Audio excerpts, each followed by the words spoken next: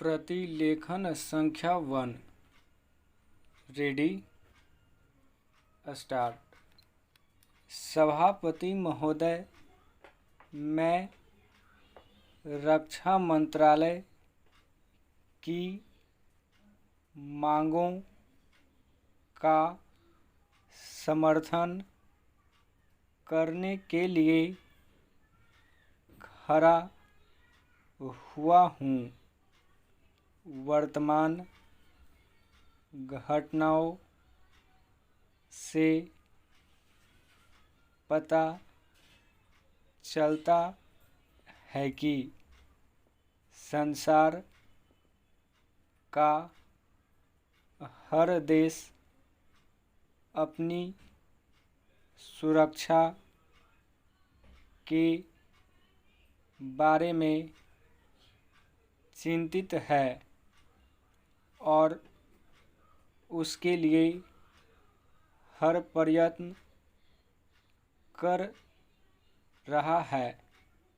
इस दृष्टि से अन्य देशों की तरह हमारे देश में भी रक्षा मंत्रालय का महत्व है।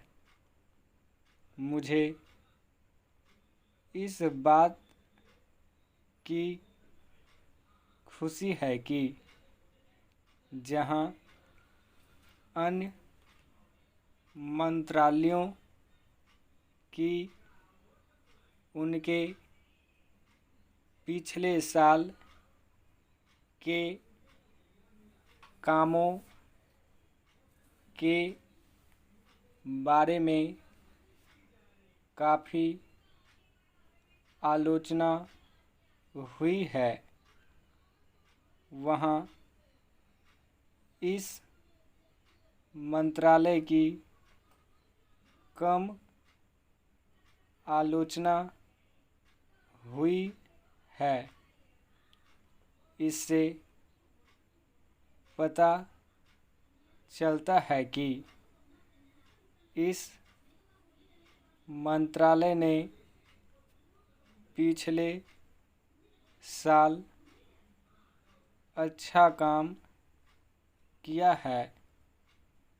मोटे तौर पर किसी भी देश की सुरक्षा नीति का लक्ष्य यह होता है कि दूसरे देशों, खास तौर से पड़ोसी देशों के साथ मित्रता के संबंध स्थापित हों और हम एक दूसरे के मामलों में हस्तक्षेप न करें, लेकिन उसके साथ यह भी ज़रूरी होता है कि हम अपने देश की सीमाओं और अखंडता की रक्षा करें। इसलिए हमारे देश का यह कर्तव्य हो जाता है कि हम अपने पड़ोसियों के कार्यों पर पूरी नज़र रखें, क्योंकि आज तक हमारे देश पर जो संकट आए वे हमारे पड़ोसियों से आए हैं। 1965 में पाकिस्तान के साथ जो लड़ाई हुई और उसके बाद ताशकंद में जो समझौता हुआ वह सिर्फ कागज़ पर ही रहा। पाकिस्तान ने उस पर कोई अमल नहीं किया।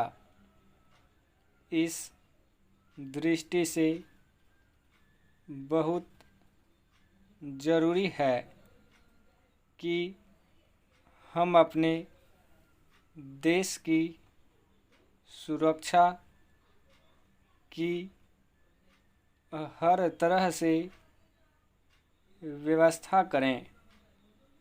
हमारा उद्देश्य दूसरों पर आक्रमण करना नहीं है, लेकिन यदि हम पर कोई आक्रमण करे तो हम में इतनी शक्ति अवश्य होनी चाहिए कि हम उसका डटकर सामना कर सकें। आप जानते हैं कि पिछले दिनों पाकिस्तान को अमेरिका और चीन से काफ़ी मदद मिली है।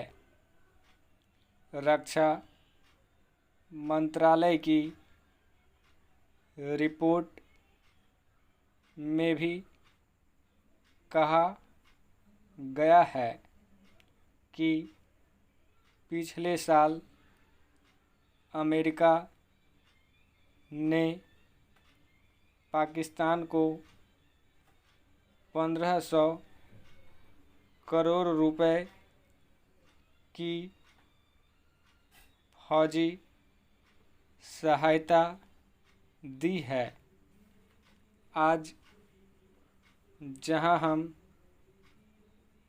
फौजी सामान के लिए अपने कारखानों की मदद से अपनी शक्ति बढ़ाने का प्रयत्न कर रहे हैं, वहाँ पाकिस्तान संसार के देशों से फौजी सामान खरीद रहा है। अपनी नीति के कारण वह सब देशों से लाभ उठा रहा है। मेरा सुझाव है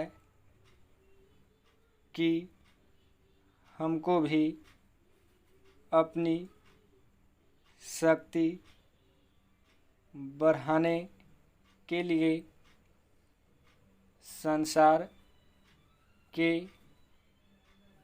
अन्य देशों से अधिक फौजी सामान खरीदना चाहिए। आज तिब्बत की सीमा पर चीन की 1.5 लाख फौज खड़ी है। स्टॉप।